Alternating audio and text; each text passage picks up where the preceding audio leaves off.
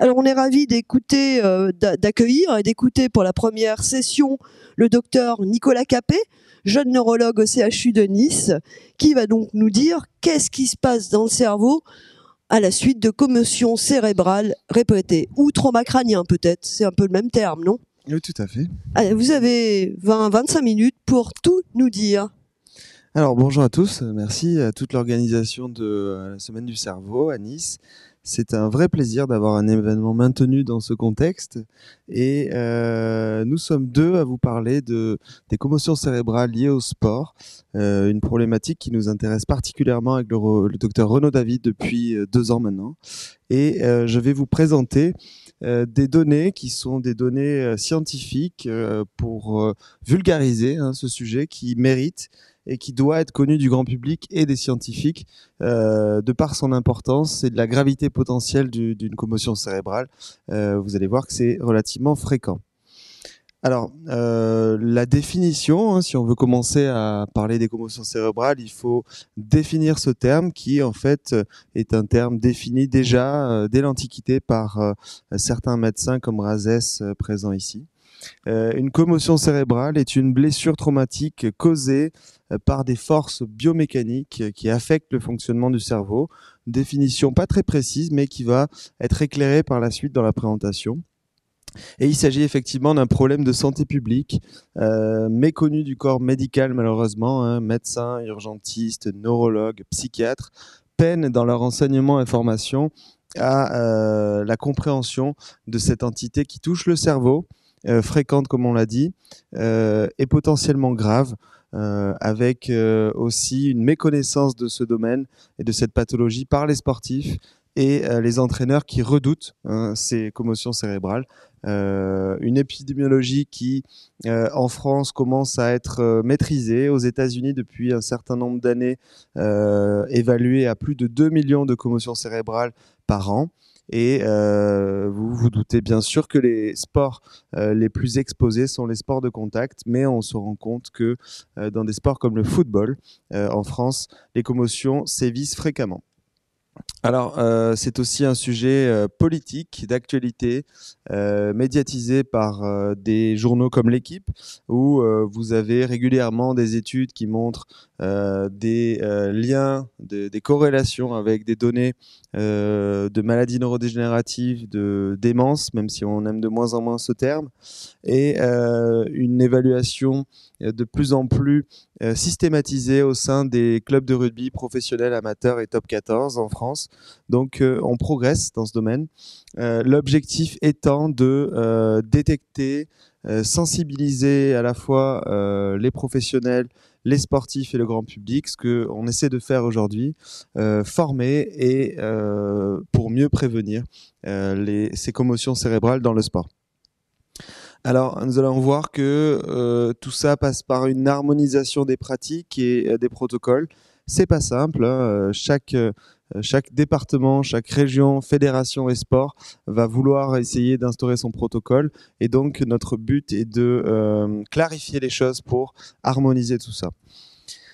Quelques mots sur la physiopathologie des commotions cérébrales. Alors, il existe une conférence de consensus dite de Berlin qui, tous les 5 ans, va proposer des recommandations après des réunions qui vont uniformiser ces connaissances avec une physiopathologie qui est relativement complexe, même si on peut la résumer à différents types de chocs qui vont être portés soit au corps, soit à la tête, avec une transmission des chocs du corps à la tête. Alors le choc frontal, il va y avoir un phénomène de coup porté à l'arrière au corps et la transmission de la tension au cerveau qui frappe sur la boîte crânienne en avant et en arrière, donc un phénomène de coup contre coup.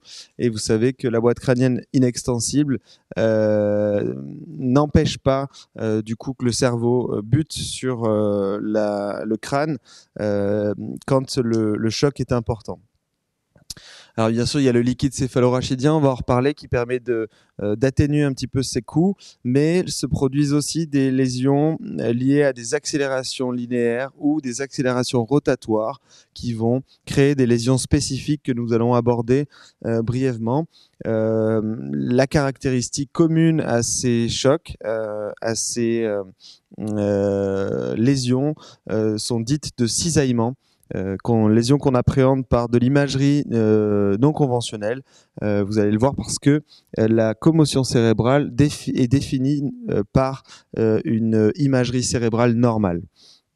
Alors, on précise la définition initiale qui est maintenant bien établie, avec la possibilité d'un coup direct ou indirect des forces transmises à la tête, l'apparition rapide et une résolution spontanée des troubles neurologiques. C'est très important, hein, ça nous fait partie d'une évaluation clinique initiale sur le terrain. Et il peut y avoir ou non une perte de connaissance, donc apparition de troubles de la vigilance. Pour comprendre la difficulté de ce domaine, à la fois pour les sportifs, les entraîneurs et les médecins, on peut s'aider des signes et symptômes cliniques qui peuvent apparaître et persister ou disparaître lors d'une commotion cérébrale. Et vous voyez que il peut s'agir de problèmes de concentration très peu spécifiques, mais on peut aussi retrouver des symptômes potentiellement graves comme une crise d'épilepsie, des convulsions ou une perte de connaissance. L'objectif n'étant pas de lister ces symptômes qui peuvent, comme vous le voyez, être variables, mais essayer d'uniformiser la définition qui chevauche entre les traumatismes crânio-cérébraux, l'héritage de la traumatologie et les commotions cérébrales qui se recouvrent dans leur classification clinique. Alors, historiquement, effectivement, les traumatismes crânio-cérébraux sont définis par un choc au cerveau, en tout cas au crâne, avec une échelle de la vigilance, l'échelle de Glasgow, communément employée dans les services d'urgence pour essayer de classifier, caractériser les troubles de la vigilance, de la motricité et une réponse verbale qui peut être altérée, une échelle qui est imparfaite et qui est peu adaptée aux commotions cérébrales. On a vu qu'il pouvait absolument n'y avoir aucun trouble de la vigilance, donc cette échelle est mise en défaut. La commotion cérébrale va donc chevaucher les traumatismes crânio-cérébraux légers et elle est définie par un examen d'imagerie cérébrale normale, comme je vous l'ai dit précédemment, à la différence des traumatismes crânio-cérébraux modérés ou sévères où une prise en charge éventuellement neurochirurgicale peut être indiquée.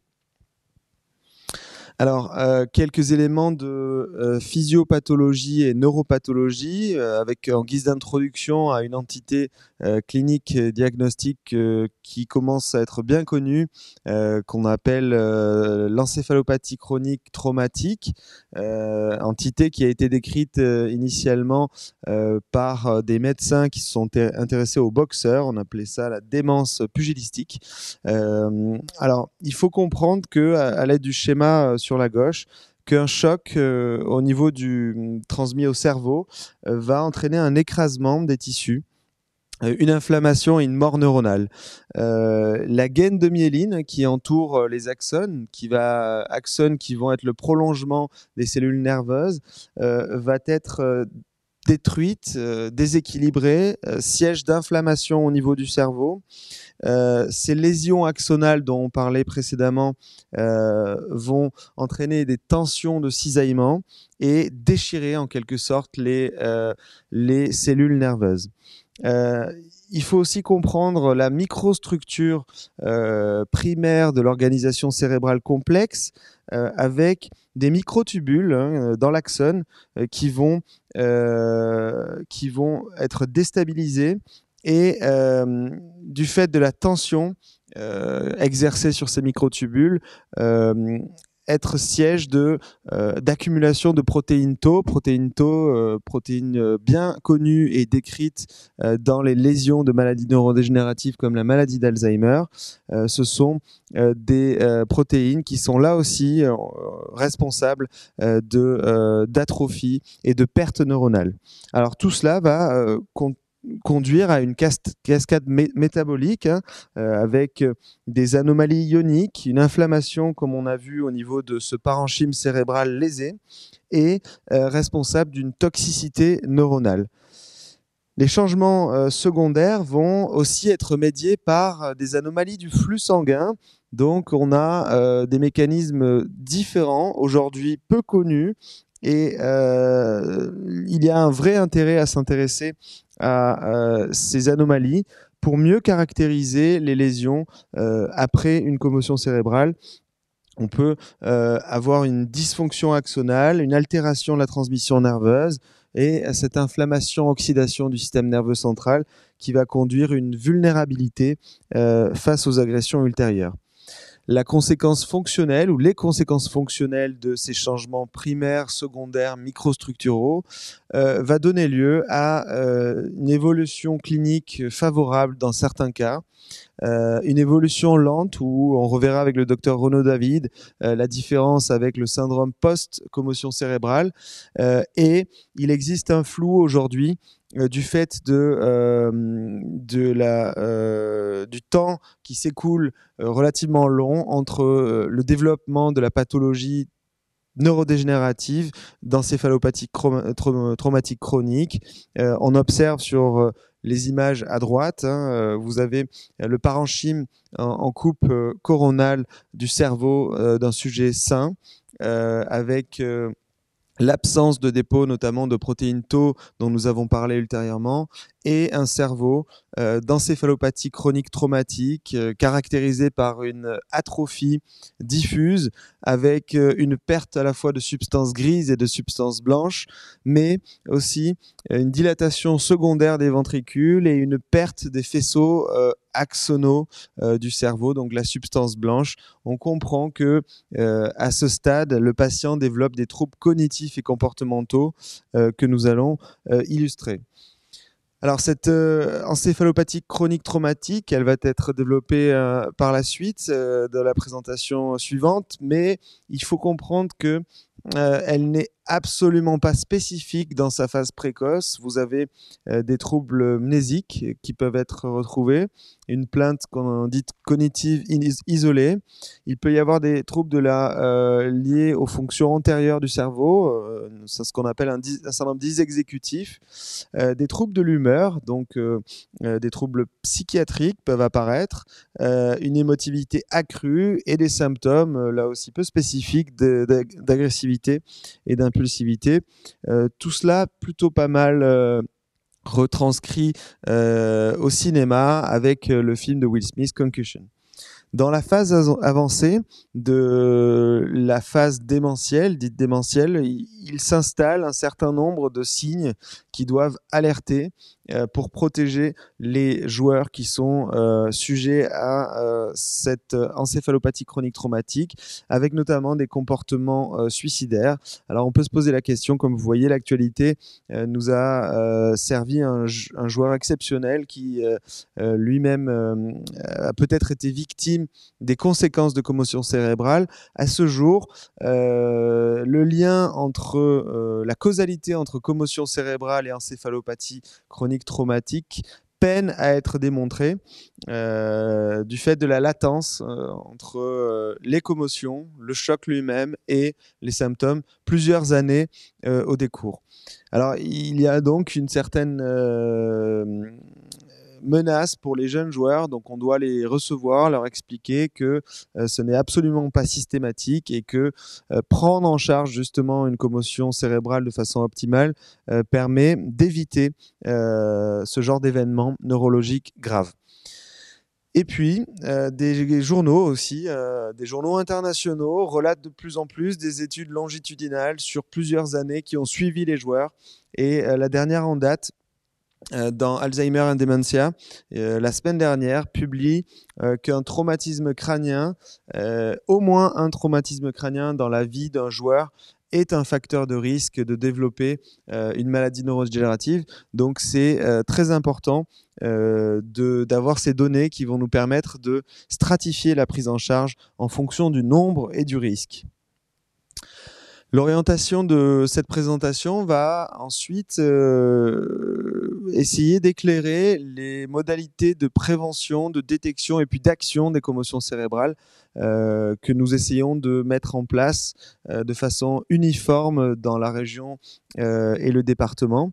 Avec un axe qui est majeur, un axe de prévention, avec respect, application des règles de fair play, c'est évident, mais il faut le préciser, l'environnement doit être adapté avec bien sûr la diminution du risque environnemental et l'optimisation des protections.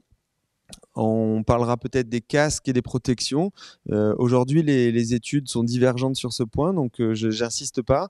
Néanmoins, la diminution des contacts à l'entraînement, il a été prouvé que les commotions cérébrales surviennent dans plus de 50% à l'entraînement. Donc, il faut éviter que cela se produise, cela en éliminant les coups à la tête, notamment je pense au rugby, quand c'est possible. Il va falloir aussi réfléchir à faire évoluer les règles, notamment dans des sports comme la boxe, avec des règles un peu plus coercitives quand on a ces données.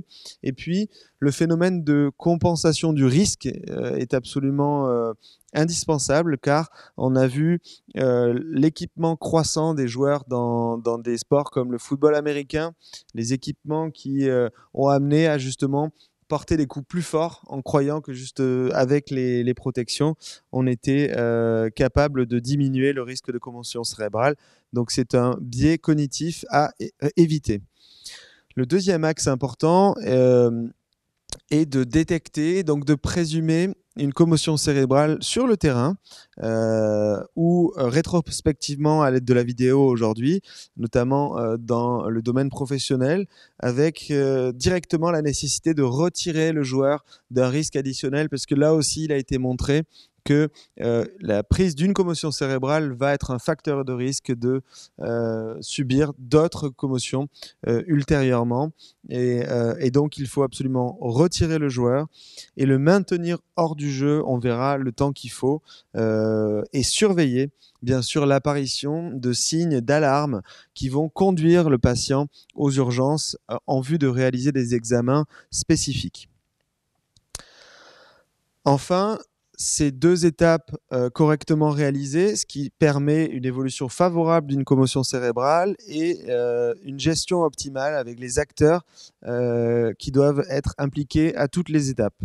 Alors, vous avez la possibilité aujourd'hui, comme il a été très médiatisé, le protocole commotion cérébrale, par exemple dans le rugby, d'utiliser sur le terrain ou en dehors du terrain des outils, des échelles, comme la SCAT-5 ou la Child pour les enfants SCAT-5, qui vont vous permettre une évaluation relativement exhaustive des fonctions cognitives supérieures, en passant par l'orientation, la mémorisation, la stratégie et aussi l'impact clinique avec les déficits neurologiques observés à l'examen clinique. Une fois la commotion cérébrale identifiée, le joueur doit formellement être au repos pendant une phase de 24 à 48 heures. Il s'agit du premier palier et ce palier doit être respecté obligatoirement sur le plan physique et intellectuel. Je pense particulièrement aux joueurs amateurs ou en centre de formation qui ont une éducation scolaire pour laquelle un volume de cours est important. Il faut organiser avec les enseignants un temps diminué pendant les périodes de récupération, ce qui va permettre de reprendre le travail aérobie doux, un entraînement physique normal, et puis dans certains sports comme les sports de contact comme le rugby, l'entraînement se fait d'abord sans contact à la 4e étape étape où un médecin doit intervenir et autoriser la reprise de l'exercice physique en compétition. 6e étape. Il faut garder en tête que la durée entre les étapes va être variable entre plusieurs joueurs. Donc, il y a une forme de personnalisation de la prise en charge indispensable à connaître puisque la majorité des commotions cérébrales et 90%, disons même plus, est favorable. L'évolution est favorable si elle est bien gérée, si on respecte effectivement ces paliers dans les 7 à 10 jours. Alors, l'accès aux soins est quelque chose qu'on ne va pas développer, mais qui tend à être de plus en plus pris en charge de façon spécifique et spécialisée en fonction des organes atteints. Il y a effectivement des patients qui se plaignent de céphalées persistantes pour lesquelles une origine cervicale peut être documentée. Il y a des troubles de la statique, de l'équilibre, qui peut être aussi accessible à la rééducation vestibulaire. La migraine aussi fait partie des symptômes qui peuvent être des conséquences de commotion cérébrale répétée. Et l'atteinte cognitive fait partie intégrante du rôle du neurologue et du psychiatre pour prendre en charge des troubles attentionnels, des troubles de la vitesse de traitement d'information, une fatigabilité cognitive qui sont des facteurs de mauvais pronostic d'évolution des commotions cérébrales. Les manifestations anxio-dépressives sont très importantes à identifier et peuvent être aussi le lit de la formation de l'occurrence de commotion cérébrale quand un joueur est lui-même sujet à des troubles anxio-dépressifs. Enfin, les troubles du sommeil sont un champ et un domaine d'investigation important puisque nous savons que l'identification d'un sommeil récupérateur permet aussi la bonne reprise de ces fonctions cérébrales altérées. L'élaboration d'un protocole est donc notre objectif, l'objectif à la fois des médecins du sport, des orthopédistes, des neurologues, psychiatres et des équipes rééducatives. Vous voyez que c'est pas une seule personne qui prend en charge une commotion. Il faut donc discuter, valider, diffuser au maximum le protocole établi et réviser pour que l'application soit stricte et objective. Ce qui permet ensuite de tirer des données scientifiques qui vont rassurer les joueurs et optimiser le retour au jeu qui est finalement le plus important à la fois dans un milieu amateur et dans un milieu professionnel. En guise de conclusion, il faut retenir que la majorité des commotions cérébrales est d'évolution favorable dans les 7 à 10 jours, bien sûr si les données exposées sont respectées de façon très exigeante. Cela permet aussi d'avoir une certaine flexibilité sur la reprise du joueur. On entend trop souvent que après un choc, le joueur n'a pas déclaré qu'il avait des symptômes et il voulait absolument pas qu'on le mette sur la touche pendant plusieurs semaines.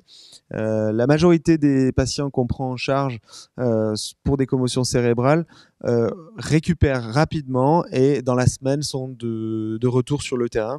Donc quand ils entendent ce message, ils vont finalement eux-mêmes prêter attention aux difficultés pour ensuite se faire mieux soigner. Donc il est important que le message soit diffusé. Donc vous allez avoir des précisions concernant les éléments apportés de cette présentation avec le Dr Renaud David par la suite. L'objectif de la recherche, qui est aussi notre objectif, est de développer des biomarqueurs biologiques, des biomarqueurs radiologiques, donc en fait faire des prises de sang qui vont nous dire si la commotion a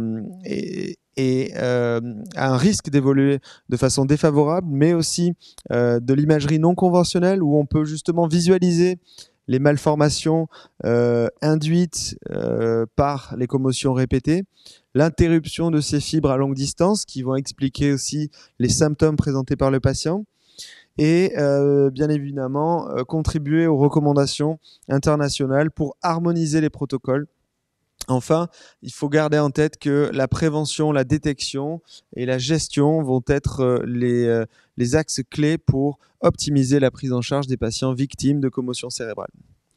Voilà, je vous remercie et puis je vais prendre toutes vos questions. Merci infiniment, docteur Capet. Là aussi, on vous a écouté avec beaucoup d'intérêt. Je sais qu'il y a déjà quelques questions qui remontent. Moi, peut-être juste avant de les relayer, j'avais une question. Vous disiez que c'était compliqué de mettre en évidence la relation entre ces chocs répétés et cette encéphalopathie à distance. Est-ce que cette encéphalopathie n'a pas des spécificités qui permettent de dire qu'elles sont liées à des commotions? Alors, c'est toute la difficulté des maladies neurodégénératives. C'est une réponse générale que j'essaie de vous formuler. Aujourd'hui, on sait que ces maladies-là, au sens dégénératif du terme, débutent probablement une vingtaine ou une trentaine d'années avant les symptômes.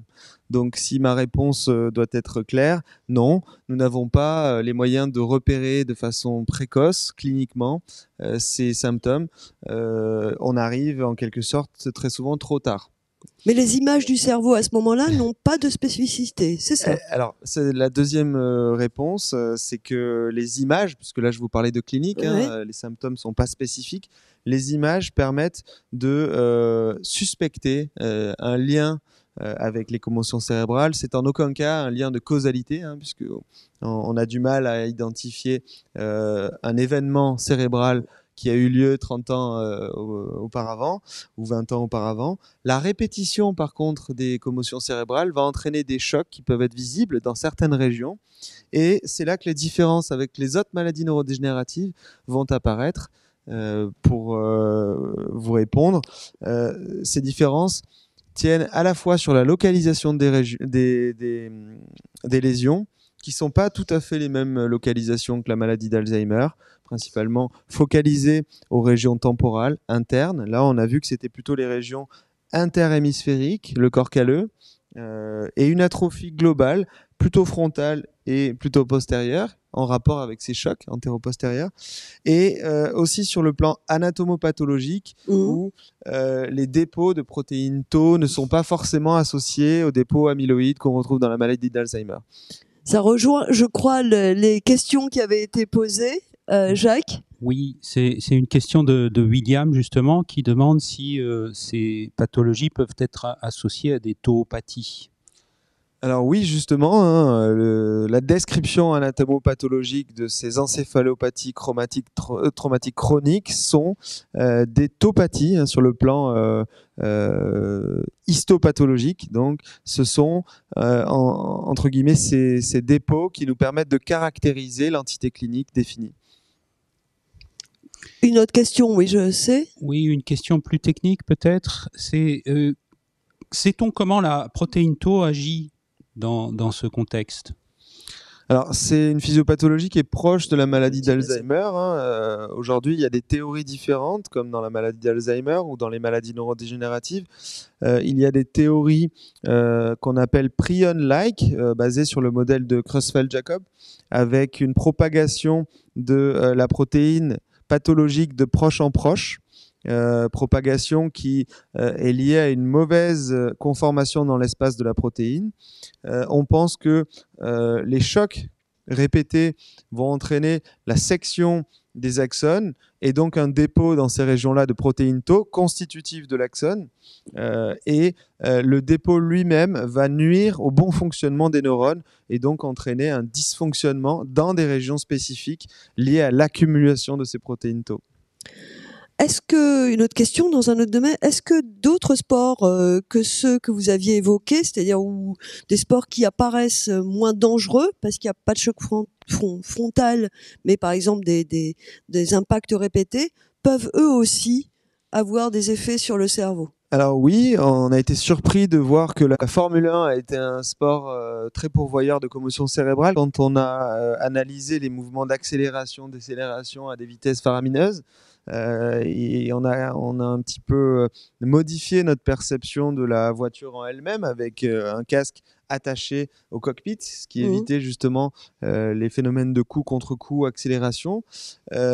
Aujourd'hui, on sait que tous les sports qui sont à risque de choc, violent ou non violent, sont des sports pourvoyeurs de commotion cérébrale. Même Donc, le football. l'activité sportive en soi est bonne pour le corps et l'esprit, mais quand elle est réalisée dans de bonnes conditions et quand on diminue justement le risque. Et je finis par ça, le football, effectivement, on a été surpris avec Dr Renaud David de recevoir beaucoup de joueurs, notamment les gardiens. Alors ça, c'est à voir dans les analyses des données, mais les têtes ont été identifiées comme un facteur de risque de commotion répétée et éventuellement par certains articles qui demandent à être confirmés de maladies neurodégénératives induites.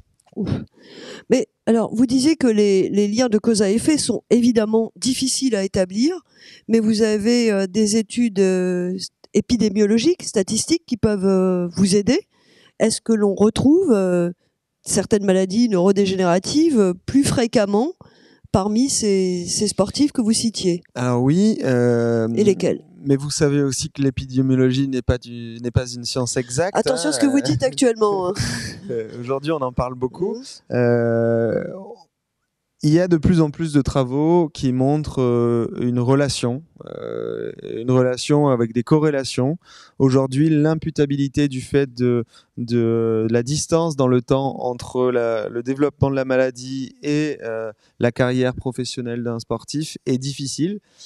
Il faut justement se baser sur des études prospectives, longitudinales de plusieurs années, chose qu'on ne faisait pas jusqu'à les années 2000. Donc c'est encourageant, on espère pouvoir montrer ce lien et justement prouver ça. Est-ce que vous pensez qu'il existe des facteurs individuels de risque? Est-ce que certains sont, pour des motifs que vous allez peut-être nous préciser, sont plus exposés aux conséquences de ces commotions cérébrales? Alors c'est une très bonne question, je vous remercie de la poser, c'est une question qui dépasse un petit peu la compréhension classique qu'on a de ces maladies, justement parce que aujourd'hui, quand on travaille avec nos confrères psychiatres par exemple, on se rend compte que, j'en ai rapidement parlé, des troubles anxio-dépressifs ou un contexte familial chez un jeune joueur va être associé à la survenue de plus de commotions cérébrales.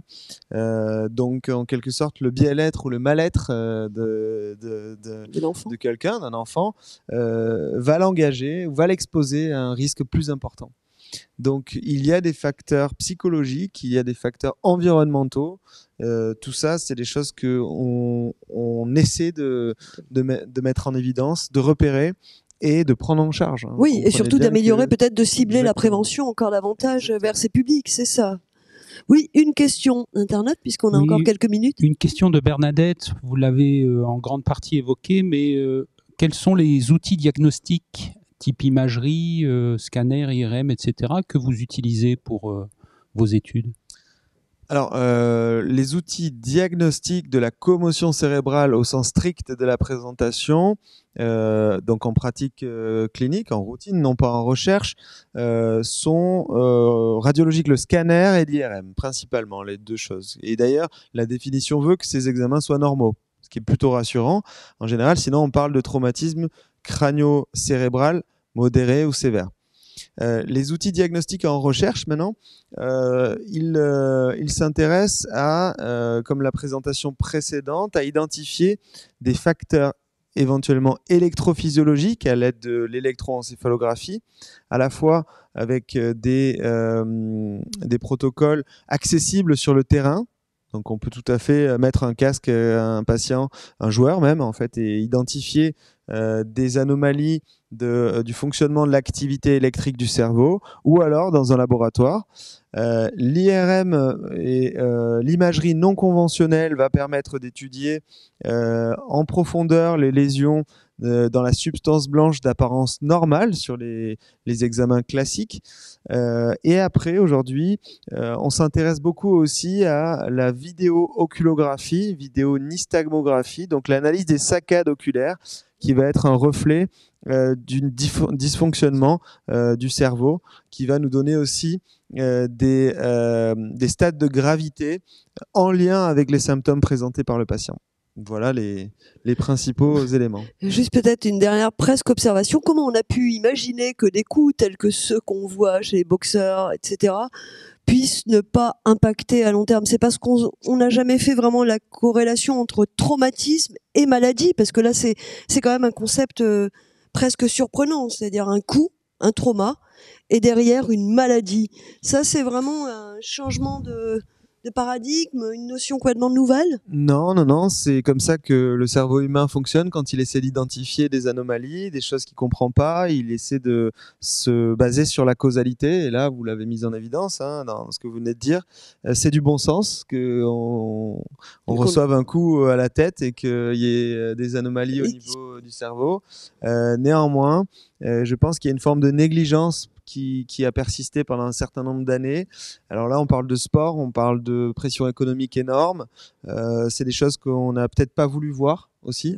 Et aujourd'hui, qu'on voit, et on s'appuie sur des études qui confirment ce qu'on pensait. Maintenant, ces études, il faut qu'elles soient solides pour pouvoir éventuellement amener des restrictions dans le sport, qui reste quand même une source d'épanouissement personnel, à mon sens, indispensable. Bah écoutez, merci infiniment et pour cette conclusion et pour tout ce projet, et un certain nombre de questions. Nous les gardons pour l'intervention suivante avec le docteur Renaud David sur le même sujet.